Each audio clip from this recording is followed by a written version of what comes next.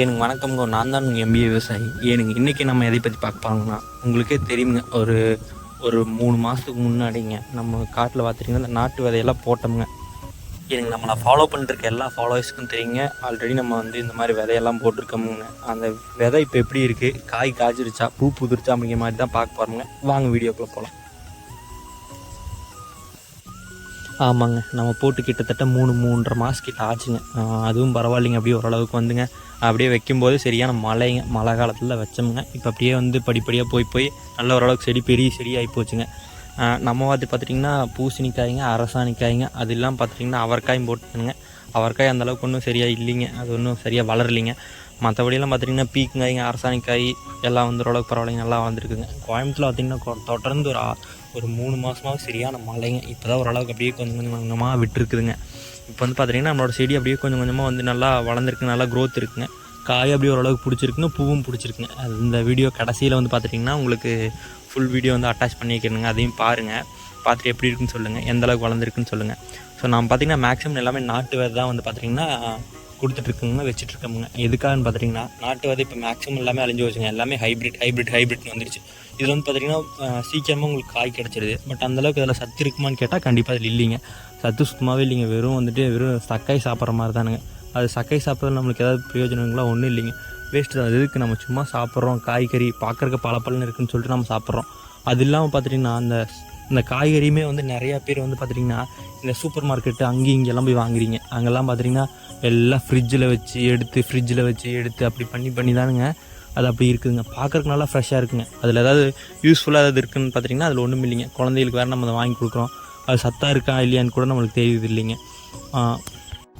காய் பார்க்க பலன்னு இருக்குதுன்னு சொல்லிட்டு நிறையா பேர் அதை நம்பி நல்ல கறி அப்படின்னு சொல்லிட்டு வாங்கி நம்ம யூஸ் பண்ணுறாங்க. அது அந்தளவுக்கு கரெக்டாக இருக்குமா, நல்லா இருக்குமா அப்படின்னு கேட்டால் கண்டிப்பாக இல்லைங்க.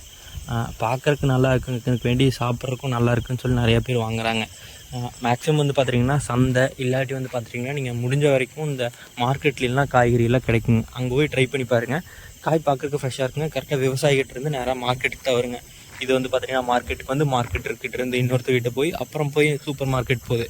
சூப்பர் மார்க்கெட்டில் கொண்டு போய் அவன் ஒரு நாள் வைக்க வேண்டிய காயை 3 நாள் வைக்க வேண்டிய யூஸ் பண்ணுற காயை அவன் 10 நாள் ஃப்ரிட்ஜில் வச்சுங்க.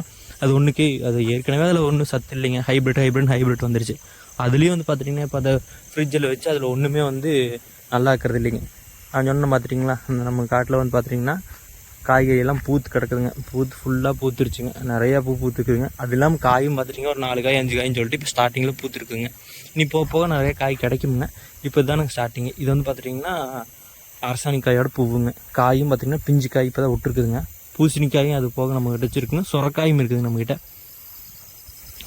போன டைம் பார்த்துட்டிங்கன்னா நம்மக்கிட்ட பார்த்துட்டிங்கன்னா விதை எதுவும் அந்தளவுக்கு ஸ்டாக் இல்லைங்க. இந்தளவுக்கு இந்த வாட்டி பார்த்திங்கன்னா கண்டிப்பாக இந்த காயில் ஒரு 3 காய் 4 காய் நல்லா முத்த விட்டுங்க. இதுலேருந்து கண்டிப்பாக உங்களுக்கு கண்டிப்பாக விதை நான் எடுத்து வைக்க பார்க்குறேனுங்க. முடிஞ்ச வரைக்கும் எல்லாத்துக்குமே இலவசமாக விதை தரலாம் அப்படிங்கிற ஒரு பிளானில் தான் என்ன இருக்குங்க. கண்டிப்பாக அதுக்கு நீங்கள் சப்போர்ட் பண்ணி நான் மேக்ஸிமம் கொடுக்குற விதை எல்லாமே ஃப்ரீயாக தான் கொடுப்பேனுங்க. அதனால் அதை வேஸ்ட் பண்ணாமல் அதை யூஸ் பண்ணிக்கங்க. அதே மாதிரி பார்த்திங்கன்னா அதுக்கு ஒரு சல்லி பைசா வேணாங்க, நீங்களே வச்சுக்கோங்க. ஆனால் அதுலேருந்து வர பெனிஃபிட்டை உங்களை மாதிரி என்ன மாதிரி 4 பேர்த்துக்கு கொடுத்து அதை யூஸ்ஃபுல்லாக பண்ணிக்கங்க. அது வேஸ்ட் மட்டும் பண்ணிடாதீங்க. கண்டிப்பாக பார்த்திங்கன்னா கமெண்ட் பண்ணுங்கள். நான் உங்களுக்கு முடிஞ்ச வரைக்கும் உங்களோட அட்ரஸ் எனக்கு வாட்ஸ்அப் பண்ணுங்கள். நான் முடிஞ்ச வரைக்கும் நான் கொடுக்க பார்க்குறேன், ஃப்ரீயாகவே கொடுக்க பார்க்குறேன். அது எங்கேயா இருந்தாலும் சரி, நான் உங்களுக்கு போஸ்ட் மூலிமா உங்களுக்கு டேரெக்டாக வர மாதிரி போட்டு கொடுத்துறேன். ஸோ இதெல்லாமே என் சைட்லேருந்து பண்ண வேண்டியது. உங்கள் சைட்லேருந்து என்ன பண்ண வேண்டியதுன்னா ஒரே ஒரு லைக்கு ஷேர் சப்ஸ்கிரைப் மட்டும் பண்ணி வச்சுங்க. முடிஞ்ச வரைக்கும் இந்த மாதிரி நல்ல கண்டென்ட்டாக போட ட்ரை பண்ணிகிட்டே இருக்கிறேனுங்க. நாட்டு விதையில் பார்த்துட்டிங்கன்னா முடிஞ்ச வரைக்கும் காய்கறி எல்லாமே சின்னதாக தான் இருக்கும். ஏன்னா பார்த்திங்கன்னா அதுக்கு பார்த்திங்கன்னா அதோட இதே அவ்வளோதான். நம்ம இப்போ வாங்குகிற ஹைப்ரிட் எல்லாமே பெருசாக இருக்கும். பெருசாக இருக்கும்போது நீங்கள் யூஸ் பண்ணுறது கொஞ்சம் யூஸ் அண்ட் ஃப்ரெண்ட்லியாக இருக்குன்னு சொல்லுவாங்கன்னு வச்சுங்களேன். இப்போ சின்ன வெங்காயம் பார்த்திங்கன்னா வெட்டுற கஷ்டம், கண்ணில் நிறையா தண்ணி வரும்னு சொல்லிட்டு பெரிய வெங்காயத்தோடு யூஸ் பண்ணோம்னா அதில் எதுவுமே இல்லை. அதில் எவ்வளோ சத்துமே அந்தளவுக்கு இது இல்லை. பல்லாரி வெங்காயங்கிறாங்க, அதுலேயே பெரிய வெங்காயம் வந்துருச்சு. பார்க்கறதுக்கு நல்லா இருக்குது, பட் அதில் ஏதோ சத்து இருக்கா? கண்டிப்பாக இல்லை. ஸோ அதே மாதிரி தான் நாட்டுக்காயுமே நாட்டு விதையுங்க. நாட்டு காய் பார்த்துட்டிங்கன்னா முடிஞ்ச வரைக்கும் காய்களாம் சின்ன காயாக தான் இருக்குங்க. ஆனால் அது டேஸ்ட் நல்லா இருக்குங்க. நீங்கள் ஒரு டைம் வாங்கி யூஸ் பண்ணி பாருங்கள். பார்த்தாலே உங்களுக்கு தெரியும், நாட்டு விதைக்கும் ஹைப்ரிட் விதைக்கும் உங்களுக்கு கண்டிப்பாக டிஃப்ரெண்ட் தெரியும்.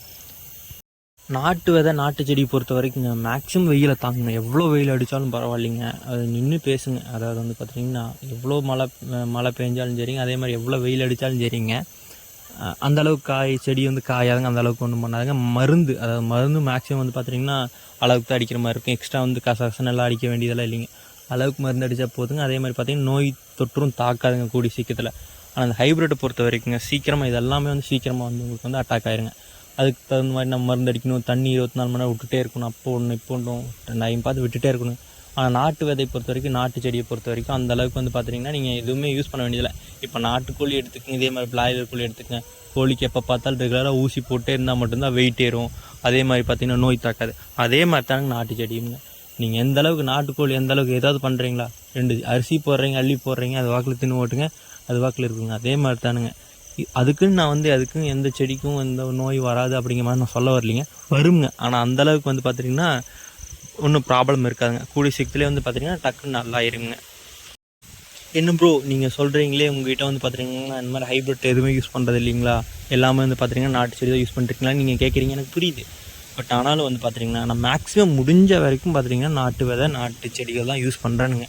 என்னால் முடியாத சுச்சுவேஷன், ஒரு சில சுச்சுவேஷனாக என்னால் முடியாதுங்க. இப்போ வந்து பார்த்திங்கன்னா தக்காளிலாம் பார்த்திங்கன்னா ஹைப்ரிட் தானுங்க. ஹைப்ரிட் தனியாக, நாட்டு தனியாக வச்சுருக்கேன். நாட்டு காய் பார்த்திங்கன்னா அது கொஞ்சம் வச்சுருக்கோம், ஹைப்ரிட் கொஞ்சம் வச்சுருக்கோங்க. இதில் என்ன பெனிஃபிட்னா, நம்ம விவசாயம் பண்ணுறோம், அதுலேருந்து ஏதாவது கண்டிப்பாக ஒரு லாபம் வரணும். அதுக்காக தான் வந்து பார்த்திங்கன்னா பண்ணுறோம்.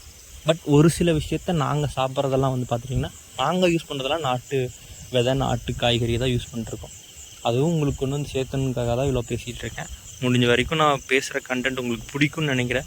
பிடிச்சிருந்தால் லைக் பண்ணுங்கள், ஷேர் பண்ணுங்கள், சப்ஸ்கிரைப் பண்ணி வச்சுங்க. நல்ல நல்ல கண்டென்ட் போடுறதுக்கு நான் ட்ரை பண்ணிகிட்டே இருக்கிறேனுங்க. அப்புறம் வந்து பார்த்திங்கன்னா நான் முதல்ல சொன்ன மாதிரி தான், நாட்டு விதையெல்லாம் வேணும்னா மறக்காமல் நம்ம சேனலை சப்ஸ்கிரைப் பண்ணி வச்சுங்க. கமெண்ட் பண்ணி விடுங்க. எந்தளவுக்கு எத்தனை கமெண்ட் வருதுன்னு பார்த்துட்டு அதுக்கு தகுந்த மாதிரி வந்து பார்த்திங்கன்னா நான் உங்களுக்கு விதை கொடுக்கலான்ட்டு இருக்கேனுங்க. நன்றிங்க, வணக்கம்ங்க.